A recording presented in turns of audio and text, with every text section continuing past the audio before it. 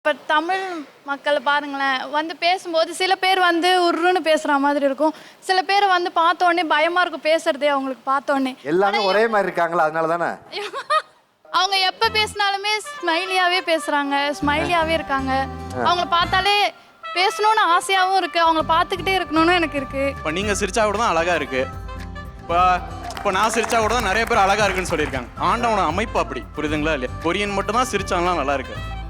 இப்போ நம்ம ஒருத்தவங்க லவ் பண்ணுறோன்னு வச்சுக்கோங்களேன், தமிழில் வந்து எப்படி காட்டுவாங்கன்னா, பாய்ஸ் வந்து கேர்ள்ஸ் பின்னாடி போகிற மாதிரி பாய்ஸ் அதிகமாக காட்டுவாங்க. ஆனால் கொரியனில் அப்படி இருக்காது. இப்போ பாய்ஸ் பின்னாடி தான் கேர்ள்ஸ் போவாங்க. ஆனால் போகிற வரைக்கும் பாய்ஸ் எப்பயுமே வந்து கெத்து அவங்க மெயின்டைன் பண்ணுவாங்க. ஆனால் அதே வந்து அந்த கேர்ள்ஸ் வந்து அந்த பையனுக்கு பிடிச்சி போச்சுன்னா அவங்க அதுக்கப்புறமேட்டா அவங்க கேர் பண்ணுற விதமே அப்படியே டிஃப்ரெண்ட்டாக இருக்கும், டோட்டலாக டிஃப்ரெண்ட்டாக இருக்கும். அந்த இதுதான் வந்து எனக்கு ரொம்ப ஈர்ப்பாக இருந்துச்சு. தங்க தட்டில் வச்சு அப்படியே தாங்குற மாதிரி. அதே தான். டைரக்டர்ஸ் இதெல்லாம் நோட் பண்ணுங்க, பசங்க பின்னாடி பொண்ணுங்களை சுத்துற மாதிரி சீன் வைக்க சொல்றாங்க.